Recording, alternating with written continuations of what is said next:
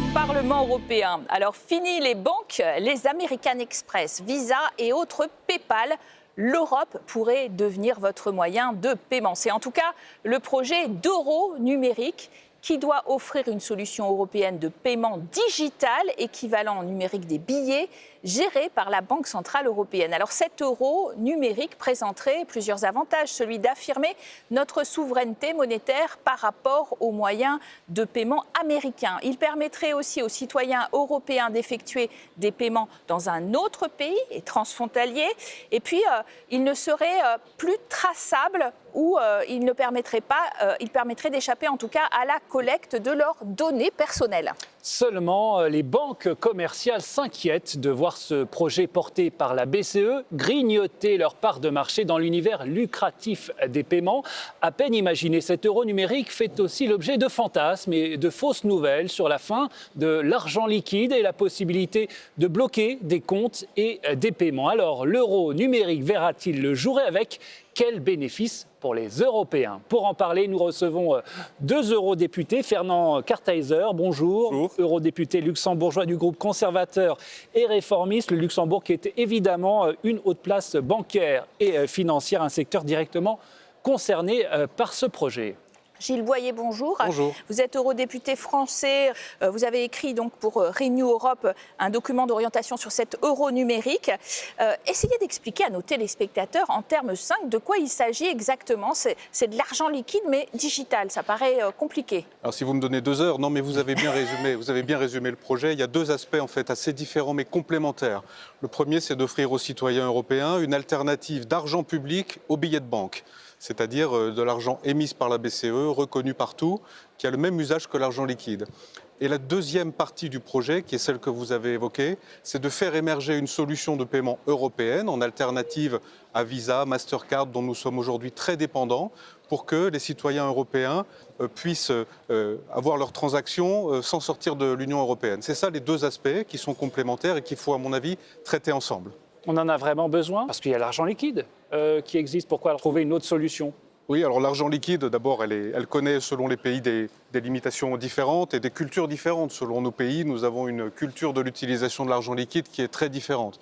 Ensuite, on voit que l'usage de l'argent liquide diminue parce que les citoyens européens préfèrent avoir accès à des moyens de paiement qui sont dématérialisés. Et nous pensons donc que pour répondre à cette demande d'usage dématérialisé, il y a l'initiative privée, il y a l'argent privé, mais il doit aussi y avoir l'argent public, comme les billets de banque, pour ne pas laisser le monopole à l'initiative privée et pour que les citoyens européens aient un outil supplémentaire de paiement dans leur boîte à outils, qui n'est évidemment pas obligatoire, mais qui est à leur disposition. Alors, Fernand Kartheiser, que pense-t-on dans votre groupe à la droite de la droite, le groupe ECR, de ce projet d'euro numérique? On est emballé ou on est un petit peu plus sceptique que M. Boyer? On est un peu plus sceptique parce que d'abord, je voudrais dire qu'il est très important dans toutes ces discussions de souligner qu'on ne peut pas mettre en question l'existence de l'argent liquide, des billets de banque, parce que les gens doivent toujours pouvoir conserver la possibilité de payer en liquide. C'est un moyen facile qui garantit l'anonymat. Maintenant, M. Boyer a également dit qu'il y a des arguments pour dire qu'il faut une solution digitale, un moyen de paiement supplémentaire mais digital. Et pour le moment, c'est la Banque centrale européenne qui se voit dans ce rôle. Mais je crois qu'il peut aussi y avoir un rôle pour les opérateurs privés européens de créer une alternative aux moyens de paiement américains. Donc, vous les avez énumérés dans votre introduction. Une première question qu'on doit se poser, si nous voulons une autonomie stratégique pour l'Europe, mais est-ce que cela doit nécessairement être la Banque centrale européenne qui fournit un moyen électronique de paiement supplémentaire, ou est-ce que ce ne serait pas là aussi un rôle pour le secteur privé européen? C'est ce que revend. On dit que européen. Le secteur privé, vous avez raison, certains disent nous on ferait aussi bien, voire mieux, on mettrait en place quelque chose qui marche aussi. D'abord, il n'est pas question de restreindre l'accès à l'argent liquide sur le territoire de l'Union européenne. C'est un moyen en plus, ce n'est pas un moyen à la place. Ensuite, les initiatives privées jusqu'à présent, il en existe, mais aucune d'entre elles n'a réussi à fédérer l'ensemble des pays d'Europe et des banques européennes. Il y a plusieurs initiatives et justement, la Banque centrale européenne peut jouer ce rôle de faire émerger une solution technique d'interopérabilité d'une solution. Il ne s'agit pas de faire ce projet contre les banques. On va faire ce projet avec les banques pour qu'une solution puisse émerger sans remettre en question les équilibres financiers actuels. Personne ne sera mis en péril. On parle de petits montants dans un premier temps. Et donc, il s'agit de faire émerger une solution complémentaire à ce qui existe déjà et non pas en concurrence. Pour expliquer, chaque fois qu'on paye avec PayPal, etc., en fait, les droits, les dividendes, etc., vont à des Américains et non pas à des Européens. Ils sont aussi perdants, en fait, les acteurs privés européens. Oui, bien sûr, nous sommes dans une situation de dépendance vis-à-vis des acteurs américains qui s'est créée au fil du temps et contre laquelle, jusqu'à présent, nous n'avions pas de raison particulière de lutter. Mais le nouveau contexte géopolitique nous oblige à réfléchir différemment, en particulier dans ce secteur des paiements. Lorsque la Russie a envahi l'Ukraine, du jour au lendemain, Visa et Mastercard ont suspendu les transactions en Russie. Et la Russie a pu survivre parce qu'elle avait développé son propre système de paiement. Et c'est ce que nous devons faire dans la perspective d'une crise avec les États-Unis, qui n'est pas certaine, mais enfin qui devient envisageable eu égard aux foucades de Donald Trump. Alors voyons un peu quel serait le calendrier de cet euro numérique. La Banque centrale européenne voudrait lancer le projet à l'automne. Écoutons sa patronne Christine Lagarde lors d'une conférence de presse le 6 mars dernier. Nous devons accélérer et travailler avec les parties prenantes, à savoir le Parlement européen, le Conseil et la Commission, pour que nous puissions faire de cet euro numérique une réalité. La date limite pour nous est octobre prochain. Je pense que c'est d'une importance cruciale. Alors Fernand Kartheiser, suite à cette déclaration, les réseaux sociaux se sont un peu emballés en disant que cet euro numérique allait arriver à l'automne, que c'était fait et décidé. C'est plus compliqué que ça. Oui, il y a beaucoup de questions qui restent ouvertes. D'abord pour les banques qui doivent mettre en œuvre ces systèmes. Et je voudrais réagir aussi à ce que M. Boyer avait dit sur le rôle de la Banque centrale européenne. En fait, la Banque centrale européenne est aussi un régulateur et elle pourrait entrer un petit peu en concurrence en lançant l'euro digital avec le secteur privé des banques. Donc il y a beaucoup de questions à élucider. Mais c'est pourtant justement une banque qui est plus neutre, plus sûre et n'a pas d'intérêt puisqu'elle ne fait pas de bénéfices. Je ne veux pas dire que la Banque centrale a un intérêt commercial ou présente un risque commercial, mais il y a un risque d'une autre nature. Nous avons une interférence étatique dans des opérations bancaires et nous avons la discussion autour de la traçabilité des opérations. Nous savons, et M. Boyer aussi l'avait rappelé, qu'en principe, et vous l'aviez aussi rappelé, qu'en principe, les opérations ne seraient pas traçables. Or, nous savons que cela ne peut pas se faire parce que nous avons aussi une discussion autour du blanchiment d'argent, du financement du terrorisme, de l'ampleur des euros digitaux que les particuliers pourraient détenir, où il y a un plafond prévu de 3 000 euros. Donc il y aura traçabilité et donc cela pose un problème du respect de la sphère privée. Moi, je préfère qu'il y ait des acteurs privés contrôlables également par des instances étatiques qui pourraient gérer le quotidien de ces opérations, plutôt que de le confier directement à une instance européenne ou étatique qui pourrait par cette voie exercer un contrôle sur les opérations financières des citoyens. Alors, on ne pourra pas instaurer la non-traçabilité, effectivement, et donc la Banque centrale centraliserait, super dinosaure, comme l'appelle M. Kartheiser, superviserait toutes ces opérations et pourrait savoir où vous êtes si vous payez avec cet euro numérique ou c'est une fake news. Je respecte tous les points de vue, mais la Banque centrale européenne n'a absolument pas pour objectif de se constituer un portefeuille de clients et de regarder où nous achetons notre baguette de pain. La Banque centrale européenne propose un projet, les co-législateurs européens vont avoir évidemment leur mot à dire, la Commission a fait une proposition, notre Parlement, qui est élu démocratiquement, va se prononcer sur le sujet et dira ce qu'il a à dire. Peut-être qu'à la fin, le Parlement rejettera le projet. Nous verrons. Mais la Banque centrale européenne n'a pas l'ambition de concurrencer les banques. Elle a le monopole de l'émission de monnaie dans l'Union européenne. C'est ce que disent les traités. Et ensuite, les co-législateurs auront tout à fait leur mot à dire. Sur l'anonymat, nous devons trouver le bon équilibre entre le respect de la vie privée, comme l'a dit mon collègue, et la lutte contre le blanchiment. C'est la raison pour laquelle nous plaidons pour que l'euro numérique soit réservé, dans un premier temps, à des transactions de petits montants. On parle de combien, 1 000 euros à peu près? C'est la question que nous devrons trancher, mais il y a déjà des limites pour l'utilisation de l'argent liquide dans les différents pays européens. On pourrait tout à fait se caler là-dessus pour éviter que des montants trop importants échappent à tout contrôle. Et c'est la raison aussi pour laquelle nous plaidons pour que l'euro numérique soit utilisable offline, c'est-à-dire hors ligne, de manière à ce que personne ne puisse tracer les transactions, mais encore une fois, pour des montants qui seront modiques. Il n'en reste pas moins, Gilles Boyer, que c'est un euro numérique, c'est une monnaie digitale qui, par nature, pourrait avoir des outils de traçabilité, de contrôle, etc. Là-dessus, il faut répondre sur ce sujet-là. Quel garde-fou on met dans les textes? Si vous avez une méfiance vis-à-vis de cet outil, personne ne vous obligera à l'utiliser. C'est encore une fois un outil en plus, l'utilisera qui veut. Ce sera un outil dont je souhaite, moi, qu'il soit, je vous ai dit, hors ligne, c'est-à-dire qu'une fois que vous avez une espèce de jeton numérique, de portefeuille numérique sur votre téléphone, personne ne peut tracer la destination des fonds. C'est ce pourquoi je plaide et nous verrons si le travail parlementaire va en ce sens. C'est ce que je souhaite. Monsieur Kersteiser, effectivement, les banques françaises, mais évidemment les banques luxembourgeoises, c'est un secteur très très développé qui pèse beaucoup dans votre PIB, craignent d'être court-circuités, vous l'avez dit, dans leur capacité de distribuer de l'argent, de prendre des frais. Mais est-ce que c'est très juste pour le citoyen, ces frais, dès qu'on passe d'un pays à l'autre? C'est un marché qui n'est pas très unique, le marché bancaire.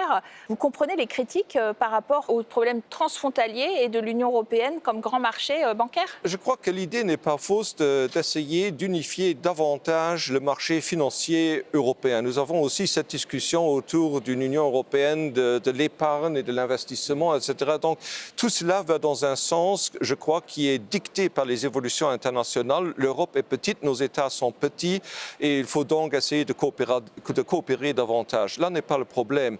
Le problème est au niveau pratique que les banques voient également parce qu'on nous dit que l'introduction sera gratuite, c'est aussi pour le consommateur, etc. L'euro digital sera gratuit. Ce n'est pas vraiment le cas parce que les banques qui géreront, elles doivent gérer ces comptes, ces portefeuilles des clients.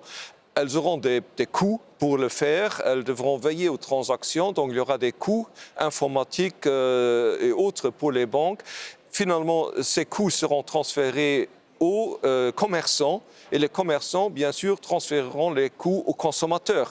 Donc, dire que l'introduction de l'euro digital sera gratuite pour le consommateur, à mon avis, ce n'est pas exact, mais il faut assurer que les règles au niveau européen soient les mêmes partout et dans ce sens, je vous donne raison. Effectivement, Gilles Boyer, les banques commerciales ne voient pas d'un très bon œil ce projet d'euro numérique. On peut les comprendre. Les banques françaises, notamment, ont fait part de leur réticence.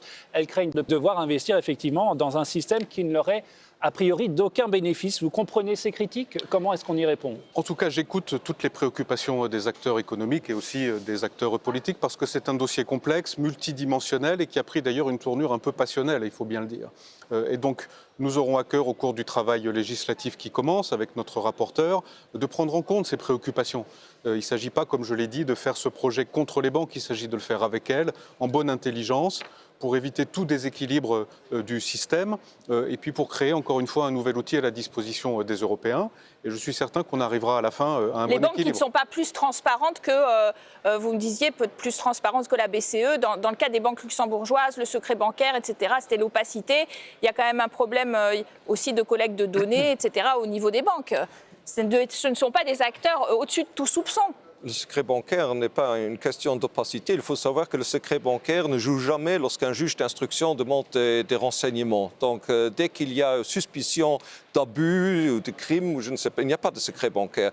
Le secret bancaire est quelque chose qui protège le consommateur devant un État peut-être trop curieux, c'est vrai, mais dès qu'il y a suspicion de crime ou d'un délit, il n'y a pas de secret bancaire. Donc, ce n'est pas une question d'opacité, mais de protection du citoyen qui n'est pas un citoyen transparent. Et je crois que c'est une bonne chose. Alors Gilles Boyer, ce débat sur l'argent numérique ne concerne pas que l'Union européenne, il concerne plusieurs pays dans le monde. La Chine a fait le choix de créer une monnaie numérique, un yuan numérique avec des risques de contrôle sur la population. À l'inverse, les États-Unis, sous Trump, ont fait le choix de ne pas prendre cette option et de développer plutôt des solutions de crypto-monnaies, ce qu'on appelle des stablecoins, qui sont des équivalents du dollar émis par des entreprises privées. C'est un tout autre modèle. Certains disent qu'il est meilleur que le modèle que choisit l'Europe. Eh bien, écoutez, l'avenir le dira, parce que ce modèle américain n'apporte aucune garantie à ceux qui l'utilisent. C'est un outil de spéculation boursière que les investisseurs ont tout à fait le droit d'utiliser.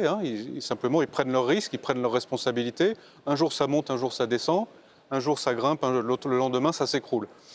L'euro est une monnaie forte, crédible, reconnue sur le plan mondial. Nous devons, comme l'a dit mon collègue, faire en sorte que l'union de l'épargne et l'investissement, que l'union bancaire progresse, que les parts de marché de l'euro augmentent. À un moment où la confiance dans le dollar s'érode, l'euro a une opportunité extraordinaire à saisir. Et je crois que l'euro numérique peut être un outil au service de cette nouvelle étape.